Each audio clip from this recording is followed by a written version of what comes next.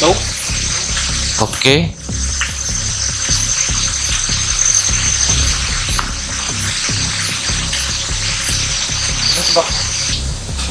Akhir zaman yang sebenarnya itu yang benar-benar nyata dan diakui oleh semua.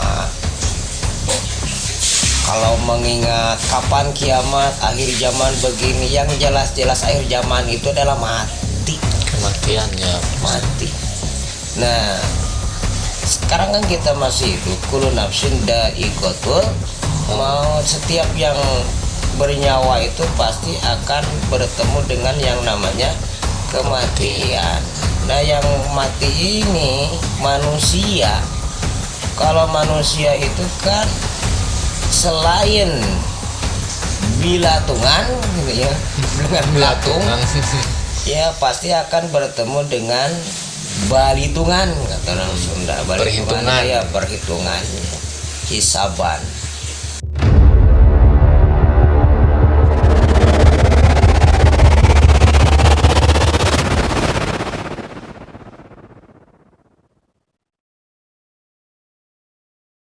Assalamualaikum Lur.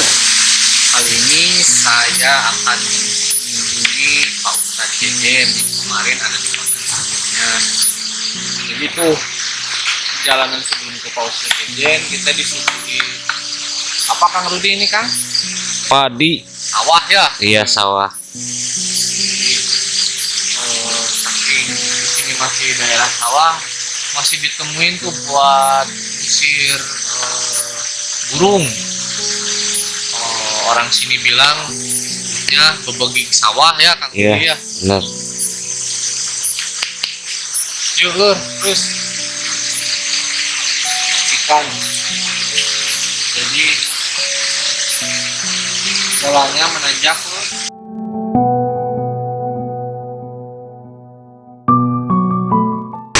Ya, oke guys. Sekarang kita mau ke Kubang ya, Ayan ya. Perjalanannya sangat turun nanjak dan melewati jembatan yang baru dibangun. Ada persawahan. Rudi nyium sesuatu nggak? Bau? Mungkin bau? Oke.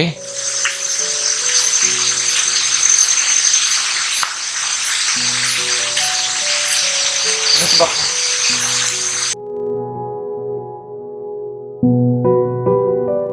soalnya ini di sini Lur Ya. yang tinggal cuma sendiri, Mas Jejen ada.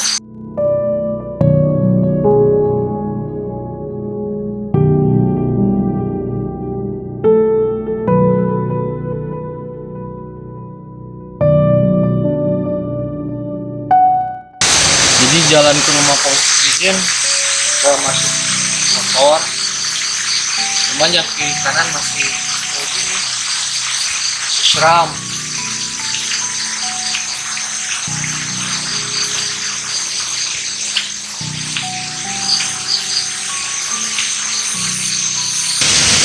Jadi kita Lur ini pukul 12. Ya, jam 12 malam kurang lebih. Terus kedengeran tuh suara air. Air di bawah yang sangat curam ya.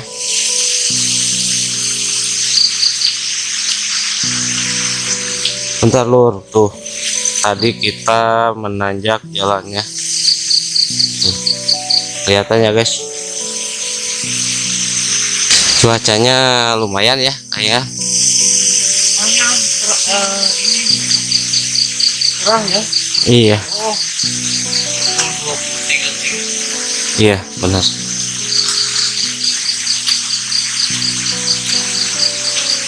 Setengah 12. Ini ada pemancingan ya Kang Ian ya, belah kanan di pagar, jadi nggak terlalu jelas.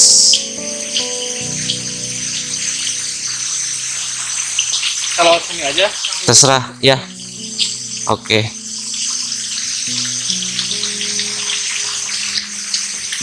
tuh. Selokan airnya jernih Kang Kan Yan. tuh airnya jernih Lur. Oke. Ini. Ini juga banyak kolam. Oke. Kolam ikan ya Kang Yan. Dan ini kayaknya udah nggak dipergunakan. Baru di bedah kalau bahasa Sundanya. Dibedahkeun. Ini apa? Dipanen. Oh, Banyak ya. ini ya. Panen. Mantap, Yan. Ini belum dibedah, kayaknya masih banyak ikannya. Jadi Gimana? ini jalan kejadian juga. Iya. Kalau nggak biasa jalan jauh perjauhan ya pasti haheho ya, Kang Yan.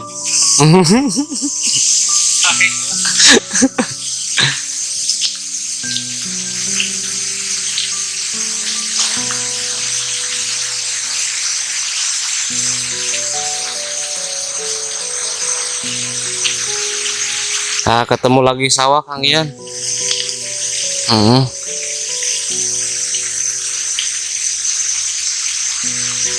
Di bawah tuh jurang ya Kang Yan tuh. Jurang yang ditanami pohon air juga ya. Iya tuh.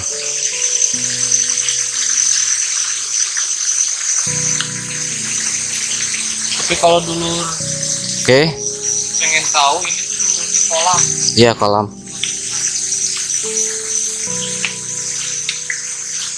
Tapi sekarang banyak sawah ya. Sawah dulu saya sempat nyobain mandi. Iya.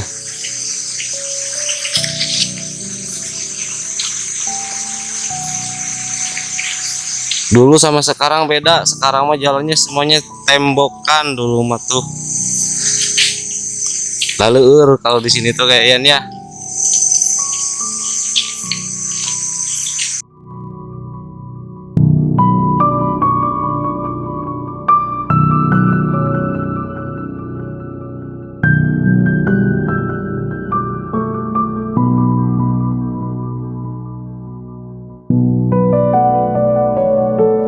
Assalamualaikum warahmatullahi wabarakatuh. Alhamdulillah dulur semua kita bisa kembali bersama dalam konten Dulur Misteri. Kali ini Dulur Misteri kembali bersilaturahmi ke kediaman Pak Ustadz Jejen yang sebelumnya ada di konten kami yang membahas tentang yang ramai kemarin dibicarakan ya mengenai perdukunan. Alhamdulillah Lur, jadi sekarang tuh saya tadi sambil ngobrol sebelum membuat konten ini sama Pak Ustadz, ingin dikasih materi juga nih buat ya kita sebagai manusia yang sekarang hidup ini mungkin ya sudah terasa dan banyak tanda-tanda ya yang seperti di banyak hadis gitu, seperti ya tanda-tanda ini yang mengarah ke akhir zaman gitu. Gimana Pak Ustadz, ada yang bisa disampaikan nih ke dulur-dulur kita? Kalau dengan masalah akhir zaman tadi ya, kaitannya bahasanya akhir zaman, sebetulnya akhir zaman yang sebenarnya itu yang benar-benar nyata dan diakui oleh semua. Kalau mengingat kapan kiamat, akhir zaman begini, yang jelas-jelas akhir zaman itu adalah Kematiannya mati. Nah, sekarang kan kita masih hidup, kullu nafsin dha'iqatul maut. Setiap yang bernyawa itu pasti akan bertemu dengan yang namanya kematian. Nah, yang mati ini manusia. Kalau manusia itu kan selain bilatungan gitu ya, dengan bilatung ya pasti akan bertemu dengan balitungan, kata orang Sunda. Balitungan Perhitungan. ya perhitungan, hisaban. apa yang telah ditanam, siapa yang menanam dia yang menuainya kan, memanen gitu. Malah kalau menanam kebaikan insya Allah baik. Itu juga kalau kebaikannya tidak diserang hama lagi gitu kan. Kalau diserang hama ya karena kebaikannya itu banyak hamanya, seperti ria, sombong, merasa Diri paling hebat. ya, itu sama aja. Berarti luarnya bagus, dalamannya gorowong. Sorban ngagebay hati gorowong gitu. Pakaian mewah tapi hatinya Iya busuk kan, kalau artinya. pakaian itu kan casing Casing. kan. Nah ini kita akan menuju akhir zaman, menuju kematian. Ama apa yang telah kau lakukan, hasibu qabla ang tuha sabu. Hitunglah diri sendiri sebelum nanti di pengadilan Allah kalian akan Dihisab. diperhitungkan. Itu aja sih. Akhir zaman, jangan mikir akhir zaman sieun kiamat. Kiamat mah engke teh jiraha teh nyaho. Nah. Ti mimiti oge ti baheula njelaskeun mah eta keneh. Apakah sampai sekarang akhir zaman yang sebenarnya kematian? Sedangkan realitas sekarang kan yang diributkan adalah mengenai gaib-gaib luar yang kemarin kita juga bahas ya Pak Ustadz, ya lebih ke yang ditonjolkan tuh masalah kesaktian, masalah perdukunan, nah masalah hal-hal yang Iya. berkaitan dengan jin. Nah, Pak Ustadz sendiri nih menyambung dari yang kemarin untuk yang kita persiapkan sebenarnya menanggapi hal-hal tadi. Ya Bagaimana, Mas? kalau dimisalkan kenapa kok karomah itu banyaknya identiknya dengan kebal gitu kan, bisa menghilang, bisa ngambang di atas air. Sebetulnya itu mah cuman bonus. Apa sih karomah itu? Kemuliaan. Karomah yang sesungguhnya itu ketika kita malas sholat, sekarang sholatnya awal waktu, mulia apa tidak? Mulia. Nah itulah karomah yang sebenarnya. Tadinya baca Qur'annya lelet banget, malas-malasan, sekarang tiap setelah sholat kita membaca Al-Quran. Apakah itu tidak mulia? Mulia. Apakah itu tidak disebut karomah? Kemuliaan kan karomah itu. Nah itulah karomah yang sebenarnya. Adapun kebal bisa ngambang di atas air itu mah bonus, bukan tujuan, bukan. Itu aja lah. Dan sebenarnya kan seperti tadi ya, karomah-karomah seperti itu juga jatuhnya kepada wali-wali Allah ya Pak Ustadz, dan yang Iya. mereka juga istilahnya tidak menyadari dengan kekaromahannya itu ya Pak Ustadz ya. Sebetulnya yang tahu wali itu ya tingkat wali lagi, Betul. tingkat wali lagi. Kalau kita ya tahu, siapa tahu tukang beca itu wali, nggak tahu kan. Ada juga Kang Ian kan calon wali sekarang, wali nikah. Betul. Kalau itu Kang Rudi kan wali juga, wali murid. Di menyikapi kehidupan sekarang ini Pak Ustadz, yang sebenarnya manusia ini sudah lupa begitu tujuan utamanya gitu. Iya kan, memang manusia itu dalam kesadaran, ada sadar fisik, ada sadar secara rohani. Sadar fisik ya diam di masjid, dengerin tausiah, sadar, bisa ngobrol ngopi gitu kan. Tapi kebanyakan sadarnya secara fisiknya saja. Tapi apakah rohaninya bisa sadar? Apakah rohaninya bentak? Babuah sarare. Kenapa pengajian di sana di sini banyak tablik di mana-mana, muludan di sana di sini, rojaban di sana di sini, tuh kan. Mingguan bapak-bapak tiap masjid sekarang ada banyak jemaahnya, tapi apakah ada perubahan dalam kehidupan kepada yang lebih baik setelah mendengarkan tausiah-tausiah? Cuman sebatas dalam ingatan bahwa itu baik, bahwa ini salah, tapi kesadaran secara rohani itu kurang.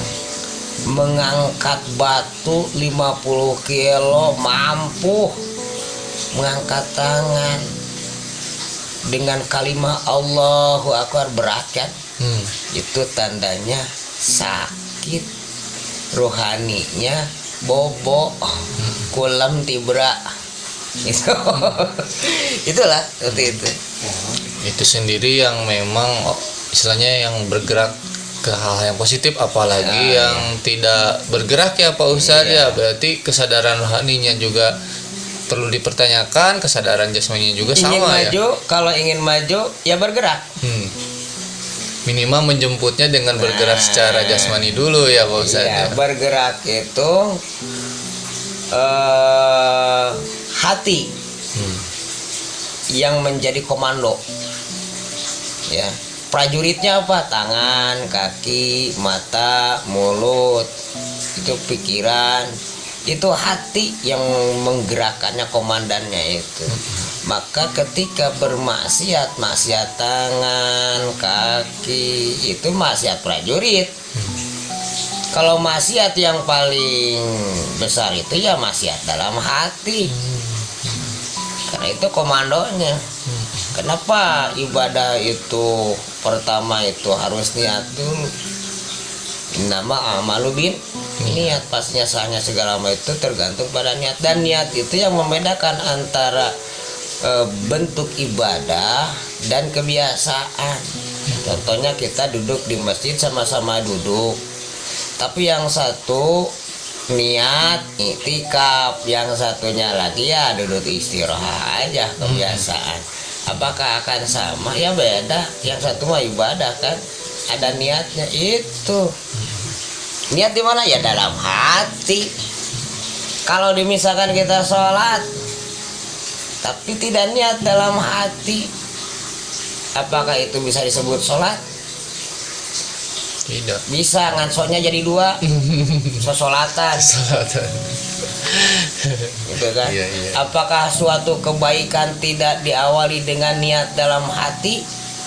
Apakah bisa berbentuk sebuah kebaikan? Kalau tidak diniatkan ya susah ya. Tidak, ya, karena yang mendorong seluruh anggota tubuh kan komandannya hati. Apakah bisa dilaksanakan? Gitu kan?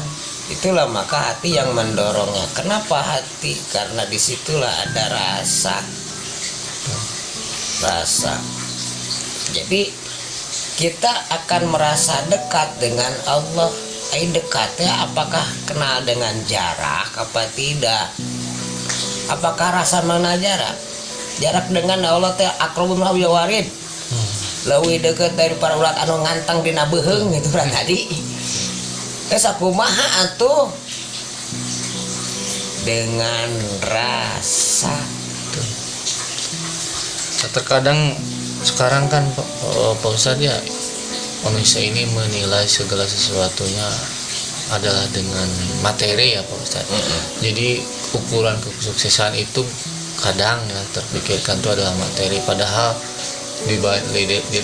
di luar itu yang rizki dari Allah ternyata kan bukan hanya materi ya Pak Ustadz ya. Adalah salah satunya ketenangan jiwa. Salah satu untuk mencapai ketenangan jiwa itu bagaimana sih Pak Ustadz? Tips-tips. Jalani, nikmati dan syukuri ketika kita bangun tidur sampai kita tertidur kembali. Bebaskan ketika akan tidur dengan sebebas-bebasnya, tarik nafas dalam-dalam, nikmati, ingat kepada Allah. Nikmat udah ngisuk-ngisuk. Jangan ada sampai ketika kita akan tidur ingatkan hutang mual tibra. Ingat, ambek kasih anu hati berat, bebaskan semuanya, pasrahkan kepada Allah gitu. Kadang ya Dengan tenang, ketika kita mencapai itu, ketika tadi ada berbagai permasalahan itu, kita sulit ya Pak Ustadz ya untuk memokuskan Iya diri untuk itulah, tenang ya. karena jadi kebanyakan belajarnya ya, belajar itu terfokus pada kontekstualnya saja, batas tulisan dan ngapalkeun. Sabar ya harus belajar sama sabar juga. Ikhlas ya harus ikhlas. Gak sabar deui. Teu sabarkeun ya sabarkeun deui terus. Gak ikhlas, ikhlasin lagi, ikhlasin lagi terus. Nanti juga bakal ikhlas. Gitu kan? Bebas kan, gak bisa kan? Masih gak bisa kan lagi. Nanti juga bisa. Ingat gak kita waktu kecil bisa jalan apa enggak? Nggak bisa. Gak bisa. Belajar gak berjalan? Belajar. Sampai berdarah-darah kaki, bararenyol tarang. Sampai masuk got, sampai jatuh berapa kali, kapok enggak? Enggak ya. Sampai akhirnya bisa berjalan. Kenapa? Karena kuat keinginan, ingin bisa jalan. Naik sepeda gitu kan, anak kecil belajar sepeda sampai gak kapok-kapok, karena kuat keinginan ingin bisa sepeda, akhirnya bisa. Tapi kalau kapok, apakah mungkin bisa dia pakai sepeda? Nggak bakal ya. Ya paling dibonceng nama motor oge. Berarti kalau bisa dihubungkan dengan sekarang, kita kebiasaannya Pak Ustadz, kadang tadi ya, ketika berkaitan dengan hidayah gitu, misalkan tadi kalau sudah dicoba, tidak memaksakan diri ya, tidak dianggapnya, berarti kan Itu untuk menjemput hidayah itu harus menjemput kita kan Pak Ustadz, berarti kan ya. Itu mah mengibarkan bendera putih sebelum berangkat perang, belum angkat senjata udah ngibarin bendera putih. Ulah komoyak memeh dipacok. Betul. Ngeureuy tuluikeun. Nah, gitu. Terus berupaya. Itu kan berupaya. Itu intinya bukan berasa bisa, tapi berupaya. Bukan mampu, tapi berupaya. Karena Allah lah yang menjemput. Kita itu gak bisa apa-apa. Kayak anak kecil jatuh, bangun jatuh, cek indungna teh sini punggung gecan bisa. Akhirnya karena apa? Kasih sayang seorang ibu kepada anaknya, melihat jatuh terterusan, akhirnya ibu yang menjemput. Kita juga menghadap pada Allah seperti itu. Kita itu sulit, gak bisa merasa kita lemah, gak bisa apa-apa. Tapi apa? Kasih sayang Allah yang menjemput kita. Jadi jangan merasalah diri bisa, jangan. Itu aja. Banyak tadi dari nasihat yang diberikan Pak Ustadz, yang tentu kalau diterapkan oleh kita ya Pak Ustadz ya di sehari-hari, mungkin kalau dengan cara-cara yang telah diajarkan, selain menjaga ibadah, yang kedua adalah tadi banyak mendengar nasihat-nasihat yang bersifat positif, insya Allah ya Pak Ustadz ya. Selain juga kita harus melangkahkan kaki, jangan merasa baru satu kali sudah merasa cukup, dua kali merasa cukup. Jadi kita memang segala sesuatunya harus berupaya, itu harus maju terus bergerak. Karena kita hidup, kalau tidak bergerak mati. Jadi ya sebenarnya dari kesimpulan ini juga kita lebih menekankan tadi banyak dari bahasan Pak Ustadz, istilahnya kita realistis dengan apa yang kita sekarang hadapi. Balik mau tadi ya mengenai kiamat itu kiamat yang kita malah harus kita pikirkan di depan nyata, itu adalah kiamat kematian buat kita sendiri ya Pak Ustadz, yang nampak itu, yang akan dihadapi benar-benar nyata. Betul, tidak benar. Nah itu kan berkaitan dengan persiapan kitanya sendiri langsung ya Pak Ustadz, sudah menyiapkan apa ketika kiamat kecil itu buat akhir akhir zaman. zaman dibanding yang kita harus memikirkan akhir zaman yang Allah alam itu adalah kewenangan mutlak dari Iya. Allah gitu ya. Lebih baik kita memikirkan yang akan terjadi kiamat buat kita ya adalah kematian gitu. Dan tadi juga Mal lidunyaka kanaka ta'isya badan wa mal li akhiratika kanaka tamutu godan, itu aja. artinya apa Pak Ustadz? Beramalah untuk akhirat, untuk duniamu seolah-olah kamu akan hidup selamanya, dan beramalah untuk akhiratmu seolah kamu akan mati besok. Ini mananya dalam juga kalau dibahas. Jadi alhamdulillah dulu semua, mudah-mudahan apa yang disampaikan dan yang menjadi perbincangan pada malam ini bersama Pak Ustadz Jejen ini menjadi sebuah pembelajaran buat saya pribadi khususnya, dan buat dulu semua juga. Seenggaknya ini merupakan seperti tanaman yang disiram ya untuk menjadi terus tumbuh berkembang dalam perkembangan kita, bukan hanya dalam segi fisik tapi perkembangan rohani kita juga. Dulu semua mudah-mudahan kita semua selalu diberi kesehatan, yang paling penting adalah rahmat dari Allah Subhanahu wa taala. Pak Ustadz juga terima kasih nih sudah La taqnatu min rahmatillahi taala. Itulah intinya. Jangan putus asa akan rahmat dari Allah Subhanahu wa taala. Jadi alhamdulillah nih Pak Ustadz sudah mau memberikan sedikit waktu untuk bisa dibuat dalam konten. Bahkan Batman kemarin ternyata sedikitkan 2 kali sekarang Pak Ustadz, tapi mudah-mudahan banyak ilmu tadi yang sudah disampaikan oleh Pak Ustadz. Mudah-mudahan dulu semua bisa mengambil hikmah yang positif dari pembicaraan malam ini. Jangan lupa like, komen, dan subscribe dulu semua. Dan untuk Pak Ustadz sendiri, semoga Pak Ustadz tetap diberi kesehatan, dipanjangkan rezekinya ya Pak Ustadz ya, Amin. dan segala pemaksa dan Pak Ustadz segala diberikan oleh Allah yang terbaik ya, menurut Allah. Amin. Gitu. Amin. Mudah-mudahan dulu semua tidak bosan untuk terus menonton tayangan dari Misteri. Wabillahi taufiq wal hidayah. Wassalamualaikum warahmatullahi wabarakatuh.